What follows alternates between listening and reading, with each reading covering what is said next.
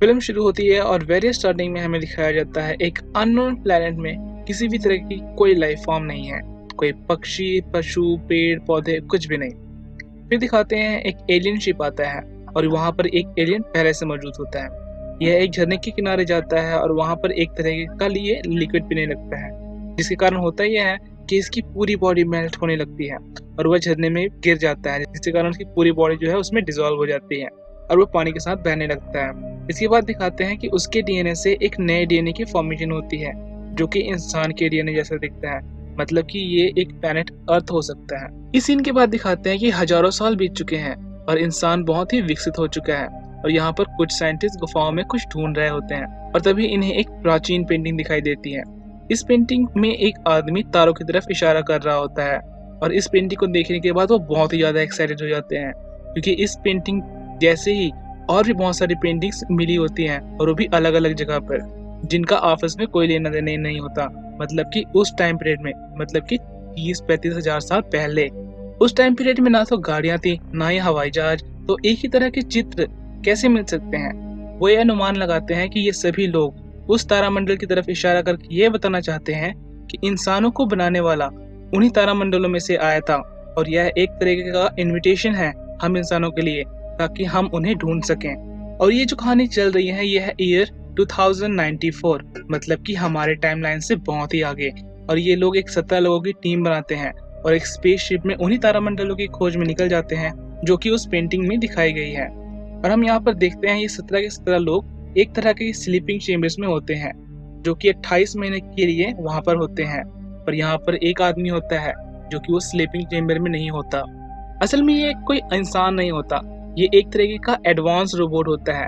इसका नाम डेविड होता है और ये हर तरह की एक्टिविटीज परफॉर्म कर सकता है जो कि इस स्पेसशिप को कैरी करने के लिए इम्पोर्टेंट होती है। अब 28 महीने की लंबी यात्रा के बाद ये लोग उस ग्रह के पास पहुंच जाते हैं जहां पर इन्हें जाना होता है। इसके बाद डेविड इन सभी मेंबर्स को स्लीपिंग चेम्बर से उठाता है और धीरे धीरे ये सभी के सभी उस प्लेनेट की ओर अपना स्पेसशिप लेके जाते हैं। पर उन्हें जीवन की कोई भी लक्षण नहीं दिखाई देते, न पेड़ पौधे, जानवर, किसी भी तरह की कुछ भी चीज नहीं, जिससे कि ये लगे कि इस प्लेनेट पे लाइफ फॉर्म है। और जब ये अपना स्पेस स्टेशन दो चट्टानों के बीच में से लेके जाते हैं तो इन्हें एक कंस्ट्रक्शन दिखाता है। यहाँ पर एक साइंटिस्ट कहता है कि कुदरत कभी भी कोई भी चीज एक सीधी लाइन में नहीं बनाती, मतलब कि इसे किसी इंसान ने बनाया हो सकता है या फिर किसी और क्रिएचर ने जो कि इंसान की तरह एबिलिटी रखता है किसी भी चीज को बनाने के लिए। ये लोग धीरे धीरे अपना स्पेस स्टेशन उस कंस्ट्रक्शन के पास उतारते हैं और जब ये अपना स्पेसशिप उस कंस्ट्रक्शन के पास उतारते हैं तो उसे देख के ये बहुत ज्यादा शॉक हो जाते हैं और बहुत ज्यादा खुश भी, क्योंकि यह कोई कुदरती कंस्ट्रक्शन नहीं होता, ये कोई कुदरती स्ट्रक्चर नहीं होता, इसे किसी ने बनाया होता है। उसमें से एक साइंटिस्ट कहता है कि हमें इसी वक्त वहां पर जाना चाहिए, पर उस स्पेसशिप का पायलट कहता है कि रात होने में सिर्फ 6 घंटे बाकी हैं, हमें कल सुबह जाना चाहिए। पर वो कहता है कि नहीं, हमें अभी जाना चाहिए। और ये सब अपना स्पेस सूट पहन के वहां पर जाने के लिए रेडी होते हैं। हालांकि उस प्लेनेट का एनवायरमेंट अर्थ के एनवायरमेंट जैसा ही होता है, वहां पर भी nitrogen, oxygen, carbon dioxide, argon जैसे गैसेस होते हैं। पर यहाँ पर एक चीज जो है अलग थी, इस प्लेनेट में कार्बन डाइऑक्साइड की मात्रा 3% ज्यादा थी, मतलब कि अगर वो वहां पर सांस लेंगे तो एक ही झटके में मर जाएंगे। अब हम यहाँ पर डेविड को भी अपना स्पेस सूट पहनते हुए देखते हैं। इस पर चार्ली नाम का साइंटिस्ट कहता है कि तुम ऐसा क्यों कर रहे हो, तुम तो एक रोबोट हो, तुम्हें कुछ नहीं होगा। इस पर डेविड रिप्लाई करता है ताकि मैं इंसानों की तरह लग सकूं, मुझे इसीलिए डिजाइन किया गया है। डेविड तो होता है एक रोबोट है और वो बहुत ही हाई लेवल का एडवांस रोबोट होता है। और इस पूरी मूवी में आपको डेविड किसी भी तरीके से आपको एक रोबोट की तरह नहीं दिखेगा, वो कम्प्लीटली आपको इंसान ही लगेगा। अब ये सब लोग उस कंस्ट्रक्शन के अंदर जाते हैं और अपना स्कैनर छोड़ते हैं। वो स्कैनर पूरी एरिया को स्कैन करता है और एक मैप बनाता है जिसकी सारी प्रोसेस ब्रॉडकास्टिंग उस स्पेसशिप के अंदर हो रही होती है, ताकि उसे बाकी के मेंबर्स, क्रू पायलट्स जो हैं देख सकें। अब वो एक ऐसी जगह पर पहुंचते हैं जहां पर पानी की बूंदें बरस रही होती हैं। उसमें से एक लेडी कहती है कि सूरज की गर्मी से मॉइस्चर में नमी बनकर पानी वहां पर गिर रही है। तभी चार्ली अपने मॉनिटर पे देखता है और कहता है यहाँ की एनवायरनमेंट पूरी तरीके से सुरक्षित है, हम यहाँ पर सांस ले सकते हैं, यहाँ का एनवायरनमेंट अर्थ के एनवायरनमेंट जैसा ही है। और वो अपना स्पेस सूट, अपना हेलमेट उतारने लगता है। चार्ली की गर्लफ्रेंड मिस शॉ उसे कहती है कि तुम ऐसा मत करो, पर वो नहीं मानता और अपना स्पेस सूट उतारने लगता है, पर उसे कुछ नहीं होता। और इसके साथ ही बाकी के जितने मेंबर्स जो उसके साथ आए थे वो अपना स्पेस सूट उतारने लग जाते हैं, अपने हेलमेट उतारने लग जाते हैं। अब डेविड जो कि एक रोबोट होता है, उसको दीवार पे कुछ निशान दिखते हैं। उन निशानों में कुछ ग्लू जैसी चिपचिपी चीज होती है। जब वह उसको हाथ लगाता है तो उसे कुछ चमकती हुई चीज उसमें से दिखती है। वह उन दरारों के निशानों पर अपनी उंगलियां फेरता है और जिससे होता क्या है कि बड़ी बड़ी आकृति वाली शैडोज आती हैं और उनसे होते हुए वह आगे निकल जाती है। ये सब उसे देख के बहुत ज्यादा सतर्क हो जाते हैं, बहुत ज्यादा डर जाते हैं और उन आकृतियों का पीछा करने लगते हैं।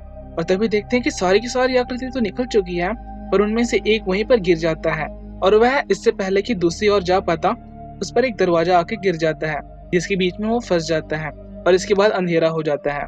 ये लोग उसका पीछा करते करते वहां पर पहुंचते हैं और जब एक टॉर्च से देखते हैं तो वहां पर सच में कोई आकृति होती है। और जब वह पास जाकर देखते हैं तो वो देखते हैं एक बहुत बड़ी सी लाश वहां पर पड़ी होती है और जो कि बहुत ही बड़ी होती है।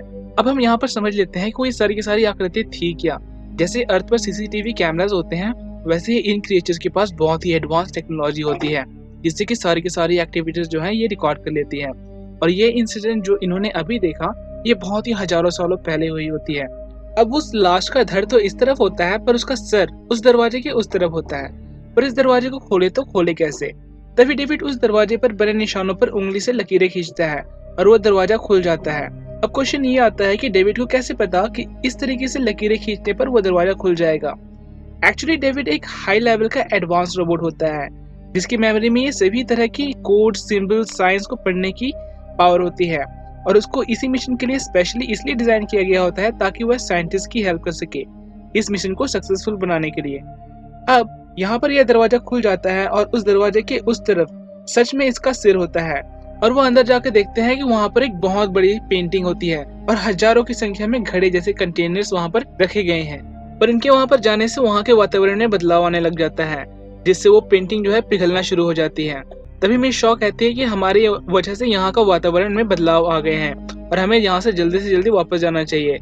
अब डेविड को दिखता है कि वहाँ पर एक मटके में से काले कलर का कोई लिक्विड जो है निकल रहा होता है और जब वह उस लिक्विड को चेक करता है तो वह कहता है कि जीवन के निशान, मतलब जो एलियंस वहाँ पर थे वो किसी तरीके की नई प्रजाति बना रहे थे जैसे कि उन्होंने इंसान को बनाया। यहाँ पर सब कुछ चल ही रहा होता है तभी उन्हें स्पेसशिप से कॉल आती है और वह कहते हैं कि बहुत बड़ा तूफान आने वाला है और 15 मिनट के अंदर ही वह दरवाजा बंद कर देंगे। डॉक्टर शॉ जल्दी से उस एलियन के सर को एक बैग में रखती है और वहां से निकलने की तैयारी करती है। वहीं डेविड उस कंटेनर को जिसमें से ब्लैक कलर का लिक्विड निकल रहा होता है उसे एक बैग में रखता है और किसी से कुछ नहीं बताता। डेविड ऐसा क्यों करता है वो आपको आगे पता चलेगा। अब सब यहाँ से अपने स्पेसशिप की तरफ निकल जाते हैं और हम देखते हैं यहाँ पर तूफान आ चुकी होती है और इनके हाथ से वो सर वाला बैग जो है छूट जाता है और मिस शॉ उसे लेने जाती है और तभी वो तूफान में फंस जाती है और उसका बॉयफ्रेंड चार्ली उसे बचाने के लिए जाता है। और यह एक बहुत ही बेहतरीन सीन है और काफी मुश्किलों के बाद यह वापस स्पेसशिप के अंदर आ जाते हैं। पर अभी भी इनके दो लोग उसी जगह उसी पिरामिड में फंसे हुए होते हैं क्योंकि जब वह वापस आ रहे थे तब वह इनके साथ नहीं होते, वह अलग हो चुके थे। ये लोग उन्हें इन्फॉर्म करके बताते हैं कि तुम लोग वहीं पर रहना, बाहर बहुत बड़ा तूफान आ चुका है और काफी रात हो चुकी है, इसलिए हम तुम्हें सुबह लेने आएंगे। अब डेविड जो कंटेनर लेके आया था उसे खोलता है और देखता है कि उसके अंदर 3 ट्यूब जैसी चीजें हैं। जब वह उन्हें तोड़ता है तो उनके अंदर डीएनए होता है। अब यहाँ पर डेविड करता क्या है कि वह इस डीएनए को चार्ली के ड्रिंक में मिला देता है। इसके कई कारण होते हैं, उनमें से एक कारण ये भी होता है कि डेविड चार्ली से पूछता है कि तुम यहाँ पर तक आए हो और अपने क्वेश्चन का आंसर जानने के लिए तुम किस हद तक जा सकते हो। चार्ली रिप्लाई करता है किसी भी हद तक, जिसके कारण डेविड उस डीएनए को उसके ग्लास में डाल देता है क्योंकि वह जानना चाहता है कि उस डीएनए का ह्यूमन बॉडी पर क्या असर होता है। वहीं डॉक्टर शॉ जिस सर को लेकर आई हुई होती है उसके इन्वेस्टिगेशन कर रही होती है। वह उसके सर में एक इलेक्ट्रो इम्पल्सर लगाती है ताकि उसके न्यूरॉन्स को लगे कि वह अभी भी जिंदा है, वो अभी भी एक बॉडी के साथ अटैच है। और ऐसा करते ही सच में उस सर में जान आ जाती है, पर वो उसे कंट्रोल नहीं कर पाते जिसके कारण उसका दिमाग की एक्टिविटीज बढ़ती रहती हैं और वह एक टाइम आके फट जाती है। इसके बाद वो लोग उसका डीएनए चेक करते हैं और हैरान रह जाते हैं क्योंकि उसका डीएनए इंसान के डीएनए से मैच कर जाता है। अब यहाँ पर डॉक्टर शॉ कहती है कि यह हमारे पूर्वज हैं और हम इसी के वंशज हैं। उसी रात डॉक्टर शॉ और चार्ली के बीच में फिजिकल कांटेक्ट होता है और सुबह इन्हें कॉल आती है कि उन्हें जल्दी ही उस पिरामिड के अंदर फिर से जाना होगा ताकि वह अपने दोनों साथियों को वापस ला सकें जो कि वहां पर फंस गए होते हैं और इनकी पिछले रात से कोई खबर नहीं हुई होती है। अब रात को होता क्या है कि दो लोग जो पिरामिड में रह जाते हैं उन्हें एक सांप जैसी चीज दिखती है और ये चीज आई कहाँ से होती है? उस ब्लैक कलर के लिक्विड में से। उस ब्लैक कलर के लिक्विड में हो सकता है इनका डीएनए हो और वहाँ के फेवरेबल एनवायरनमेंट में रह के वो यहाँ पर डेवलप हो चुके होंगे। ये लोग सोचते हैं कि वो एक नॉर्मल सा मामूली सा सांप है, पर वह एक नॉर्मल मामूली सा सांप नहीं होता, वो बहुत ही खतरनाक क्रिएचर होता है और वह इन दोनों को मार डालता है। जब ये लोग वहाँ पर अपनी टीम लेकर पहुँचते हैं तो उन्हें देखते हैं कि उन दोनों की लाश पड़ी हुई होती है और वहीं दूसरी ओर जो स्कैनर बॉल पिछले दिन छोड़ी गई थी वह एक जगह पर जाके रुक चुकी होती है, क्योंकि वहाँ पर एक दरवाजा होता है जो कि बंद होता है। जब डेविड वहाँ पर जाता है तब उस दरवाजे को खोलता है और वो देखता है कि वह कम्प्लीटली डिफरेंट टाइप का कमरा है, एक कम्प्लीटली डिफरेंट टाइप का चेम्बर है। जब वह उसके अंदर जाता है तो देखता है वहाँ पर बहुत सारे स्लीपिंग चेम्बर्स हैं और वहाँ पर एक बहुत बड़ी चेयर भी होती है। अब डेविड देखता है कि वहाँ पर कुछ बटन से हैं। जब वह उन बटन्स को दबाता है उन्हें फिर से वही पिक्चर्स, वही होलोग्राम जैसी चीजें दिखती हैं। कुछ एलियंस आते हैं और उनमें से एक उस चेयर पे बैठ जाता है और बटन को दबाने लगता है, जिससे होता है क्या है कि पूरे ब्रह्मांड का नक्शा वहाँ पर जो है दिखने लग जाता है। और ये one of the best scene है इस मूवी का। जब पूरे ब्रह्मांड का नक्शा आ जाता है तब वो देखते हैं कि एलियंस यहाँ से अर्थ पर जाने की तैयारी कर रहे थे और वहीं पर एक एलियन दूसरे एलियन से बात भी करता है और वहीं पर सारी लाइटें जो है बंद हो जाती हैं। अब डेविड उनमें से एक स्लीपिंग चैम्बर के पास जाता है और देखता है कि उसके अंदर एक एलियन अभी भी जिंदा होता है और वहीं दूसरी ओर देखते हैं कि चार्ली की तबीयत अब वो है बहुत ज्यादा खराब हो चुकी हुई होती है। और ये सब हो इसलिए रहा था क्योंकि डेविड ने चार्ली के ड्रिंक में वो ब्लैक कलर का लिक्विड मिला दिया हुआ होता है। डॉक्टर शॉ चार्ली की आंखें देखती है और सबसे कहते हैं कि हमें स्पेसशिप में जल्दी से जल्दी वापस जाना होगा, चार्ली की तबीयत जो है बहुत ज्यादा खराब हो रही है। वो लोग स्पेसशिप में बैठे अपने क्रू मेंबर से कहते हैं कि वो पीछे का दरवाजा खोल के रखें, उन्हें इमरजेंसी फैसिलिटीज चाहिए, चार्ली की तबीयत खराब है। अब जब वो वहां पर पहुंचते हैं तो इनकी हेड, जो कि स्पेसशिप की हेड होती है, वह कहती है कि मैं किसी भी इन्फेक्टेड पर्सन को स्पेसशिप के अंदर नहीं आने दूंगी और वह दरवाजा नहीं खोलती। और जब ये लोग वहां पर पहुंच जाते हैं तब वो एक आग की मशीन लेकर आती है और कहती है कि वह चार्ली को अंदर नहीं आने देगी, वो उसे जला के मार डालेगी। डॉक्टर शॉ उसे ऐसा करने से मना करती है पर चार्ली खुद कहता है कि मुझे मार दो, क्योंकि वह जानता है कि उसका बचना नामुमकिन है और वह स्पेसशिप की कैप्टन उसे जला देती है। और इस सदमे से डॉक्टर शॉ बेहोश हो जाती है और जब उसे होश आती है तब वो देखती है डेविड उसका चेकअप कर रहा होता है और वह कहता है कि आप प्रेग्नेंट हो, आप माँ बनने वाली हो। और ये सुनकर डॉक्टर शॉ एकदम शॉक हो जाती है क्योंकि उसे मेडिकल प्रॉब्लम होती है जिसके कारण वह माँ नहीं बन सकती। डेविड उसे बताता है कि आपके पेट में 3 महीने का बच्चा है और ये कोई आम बच्चा नहीं। डॉक्टर शॉ से कहती है कि मुझे इसे देखना है पर डेविड उसे मना कर देता है। अब डॉक्टर शॉ से कहते हैं कि मुझे इसे निकालना है पर डेविड उसे कहता है कि उनके शिप में ऐसी कोई फैसिलिटी नहीं है जिससे कि वो उसे बाहर निकाल सके। वो उसे कहता है कि हम आपको एक स्लीपिंग चेम्बर में डाल देंगे ताकि जब आप अर्थ पे पहुंचे तब हम इसे आगे की प्रोसेस शुरू कर सकें। अब डॉक्टर शॉ को पेन शुरू हो जाती है जिसके लिए डेविड उसे एक इंजेक्शन लगा देता है और वह बेहोश हो जाती है। अब यहाँ पर डॉक्टर शॉ के पेट में 3 महीने का बच्चा है, जो कि पॉसिबल ही नहीं है क्योंकि 3 महीने पहले तो वो स्लीपिंग चेम्बर्स में होते हैं और चार्ली के साथ फिजिकल हुए उसे सिर्फ एक ही दिन हुआ होता है, जो कि नॉर्मली इम्पॉसिबल है। पर ये सब हो इसलिए रहा था क्योंकि डेविड ने वो डीएनए चार्ली की ड्रिंक में मिला दिया था और ये सब उसी का परिणाम था। अब डॉक्टर शॉ को जब होश आता है तब वो देखती है कि उसे 2 लोग स्लीपिंग चेम्बर में डालने के लिए वहां पर आए हैं और उसे डालने की कोशिश कर रहे हैं, पर वो वहां पर उन दोनों से लड़ती है और उन दोनों को मारते हुए वह दूसरे कमरे में चली जाती है जहां पर एक बहुत ही एडवांस मशीन होती है जो कि किसी भी तरीके की ऑपरेशन करने के लिए सक्षम होती है। और वो उसे कमांड देती है कि मेरे अंदर कोई फॉरेन बॉडी चली गई है, मुझे ऑपरेशन करके इसे बाहर निकालना है, और वह उसके अंदर चली जाती है। ये सीन बहुत ही अच्छा है और पूरे मूवी में ये मेरी सेकंड बेस्ट सीन है। और ये वहां पर ले जाती है और इनका ऑपरेशन जो है शुरू होने लग जाता है। इनके पेट से एक एलियन क्रिएचर को बाहर निकाला जाता है और जब ये सारा प्रोसेस खत्म हो जाता है तब वो वहां से भाग के उस रूम से निकल जाती है और वहां का दरवाजा बंद कर देती है। वहीं दूसरी ओर चार्ली, जिसे जलाकर मार दिया गया था, उसकी बॉडी में जान आ चुकी हुई होती है। वह स्पेसशिप के बहुत ही करीब आ चुका होता है और जब एक मेंबर उसे देखने के लिए जाता है तो वह देखता है कि चार्ली कम्प्लीटली डिफरेंट क्रिएचर में बदल चुका होता है और वह इन पर अटैक कर देता है और इनके आधे से ज्यादा मेंबर को मार डालता है। पर ये लोग एक गाड़ी से उसे कुचल देते हैं और उसे आग लगाकर मार डालते हैं। वहीं दूसरी ओर मिस शॉ भागते भागते एक दूसरी चेंबर में जाती है और वो देखती है कि बाकी के सारे मेंबर्स वहां पर होते हैं और वहां पर एक ओल्ड आदमी भी होता है और यह बूढ़ा आदमी अभी अभी नींद से जागा हुआ होता है, अभी अभी वो स्लीपिंग चेंबर से बाहर आया होता है। अब हम इस ओल्ड आदमी के बारे में थोड़ा सा जान लेते हैं। ये वो आदमी होता है जिसने इस पूरे प्रोजेक्ट में पैसा लगाया होता है और इस मिशन की हेड, वो लेडी, इनकी बेटी होती है। इस बूढ़े आदमी की उम्र 100 साल से ज्यादा हो चुकी होती है और डॉक्टर शॉ और चार्ली के अनुसार जिन लोगों ने इंसान को बनाया है उनके पास इस बात का सोल्यूशन भी होगा कि वो किस तरह से इंसान को मरने से बचा सकें, और इसीलिए वह इस प्रोजेक्ट पर पैसा लगाता है और यहाँ तक आता है। अब डॉक्टर शॉ उसे बताती है कि वह सब लोग मर चुके हैं और ऐसा पॉसिबल ही नहीं है कि हम उनसे किसी तरीके से कांटेक्ट कर सकें। पर डेविड यहाँ पर कहता है कि उनमें से एक अभी भी जिंदा है, वो स्लीपिंग चेंबर के अंदर अभी भी गहरी नींद में सो रहा है। ये सब वहां पर जाने की तैयारी करते हैं, तभी उस स्पेसशिप का पायलट आता है और कहता है कि ये उनका घर नहीं है, ये विनाशकारी चीजें बनाने का उनका एक जगह है। हो सकता है ये एक मिलिट्री बेस हो, और वो कंटेनर्स जो वहां पर रखे गए हैं हो सकता है कि उनमें खतरनाक बॉम्ब्स रखे गए हों या फिर खतरनाक केमिकल हो, जो कि किसी भी प्लेनेट की पॉपुलेशन को समाप्त करने के लिए काफी है। उन्होंने उन जीवों को बनाया, उनमें से ही एक कोई बाहर निकल के आ गया होगा और उन्हीं पर अटैक कर दिया होगा, जिसके कारण वो सब लोग उस पिरामिड में मर गए। और हमें उस पिरामिड के अंदर नहीं, बल्कि उस प्लेनेट से बाहर निकलना चाहिए और हमें अपने प्लेनेट पर वापस जाना चाहिए।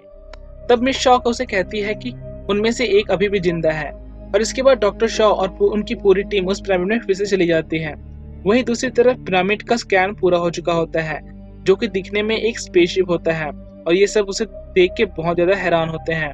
वहीं दूसरी तरफ वो लोग उस चेंबर में पहुंच चुके होते हैं, और डेविड इसे बताता है कि ये लोग यहाँ से कहीं जाने की तैयारी कर रहे थे, और तभी कोई गड़बड़ी हो गई।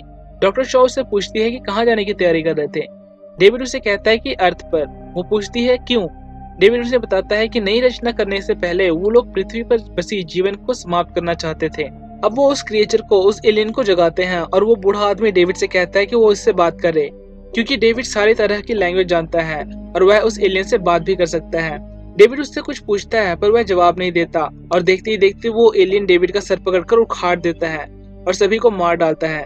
पर डॉक्टर शाह वहां से भाग जाती है। अब वो एलियन अपनी स्पेसशिप को स्टार्ट करता है और टेक ऑफ की तैयारी करता है, और अपने टारगेट प्लेनेट अर्थ को चूज करता है।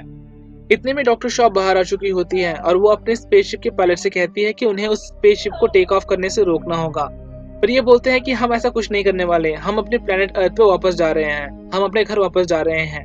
यहाँ पर डॉक्टर शॉ से कहती है कि अगर उस स्पेसशिप को रोका नहीं गया तो वापस जाने के लिए कोई घर ही नहीं बचेगा, क्योंकि वह प्लेनेट अर्थ को डिस्ट्रॉय करने के लिए जा रहा है। अब जब उस एलियन का स्पेसशिप हवा में होता है, तब ये अपने स्पेसशिप को फुल स्पीड में लेकर उसे टकरा देते हैं, जिसके कारण बहुत बड़ा विस्फोट होता है और वो स्पेसशिप नीचे आके गिर जाती है। अभी तक सभी लोग मर चुके होते हैं, पर डॉक्टर शॉ अभी भी जिंदा होती है, और वो एक व्हीकल में जाती है। पर उसे लगता है कि वहाँ पर कोई और भी है, और वह उस आवाज का पीछा करते हुए वहाँ तक जाती है। डॉक्टर शॉ वहाँ पर जाती है जहाँ पर उसका ऑपरेशन हुआ था, और वो देखती है कि जो क्रिएचर उसके पेट से बाहर निकला था वो बहुत ही बड़ा हो चुका है। और तभी उसे डेविड की आवाज आती है, और वो बोलता है कि वो एलियन तुम्हें मारने आ रहा है डॉक्टर शॉ, तुम्हें वहां से भागना होगा। डेविड एक रोबोट होता है, इसलिए वो सर के अलग होने पर भी बात कर सकता है। और तभी वो एलियन आता है और डॉक्टर शॉ पर अटैक कर देता है, और यहाँ पर डॉक्टर शॉ एक बटन को दबाती है जिससे कि वहाँ का दरवाजा खुल जाता है, और वो क्रिएचर उस एलियन पर अटैक कर देता है और उसको मार डालता है। वही दूसरी ओर डॉक्टर शॉ वहां से भागने में कामयाब हो जाती है। अब डॉक्टर शॉ पूरी तरीके से हार मान चुकी हुई होती है, क्योंकि उनका स्पेसशिप जो है डिस्ट्रॉय हो चुका होता है, और बिना ऑक्सीजन के वो बस कुछ ही घंटों में मर जाएगी। तभी डेविड की आवाज आती है, और वो कहते हैं कि मुझे तुम्हारी मदद चाहिए डॉक्टर शॉ। यहाँ पर डॉक्टर शॉ से कहते हैं कि मैं तुम्हारी मदद क्यों करूँ। तब डेविड कहता है कि हमें यहाँ से निकलने के लिए मुझे तुम्हारी मदद चाहिए। डॉक्टर शॉ से कहते हैं कि हम यहाँ से नहीं निकल सकते, स्पेसशिप डिस्ट्रॉय हो चुकी है। अब यहाँ पर डेविड उसे बताता है कि वो एक अकेला स्पेसशिप नहीं है, और भी यहाँ पर है, और मैं उसे चलाने में तुम्हारी मदद कर सकता हूँ। डॉक्टर शॉ उसके पास जाती है और कहती है कि मुझे वापस घर नहीं जाना, मुझे वहाँ पर जाना है जहाँ से ये लोग आए थे, क्या तुम मुझे वहाँ पर ले जा सकते हो। डेविड कहता है कि हाँ, पर तुम वहाँ पर जाना क्यों चाहती हो। डॉक्टर शॉ से कहते हैं कि पहले इन्होंने हमें बनाया, फिर ये हमें मारना चाहते हैं, मैं जानना चाहती हूँ कि ऐसा क्यों। उसके बाद वो डेविड के सर को एक बॉक्स में डालती है और दूसरे शिप में बैठ के उन एलियंस की प्लेनेट की ओर निकल जाती है। इसके बाद यहाँ पर दिखाते हैं कि उस एलियन के पेट को फाड़ के एक और एलियन निकलता है, जो कि जोर से चिल्लाता है, और मूवी यहाँ पर खत्म हो जाती है। इस मूवी का पार्ट 2 भी है, जो कि मैं जल्दी ही अपलोड करूंगा। आपको ओपिनियन इस मूवी के बारे में क्या है जरूर बताएं, and do subscribe this channel, ताकि जो नया वीडियो मैं अपलोड करूं वो आपको मिल सके। Stay tune, be happy, piece.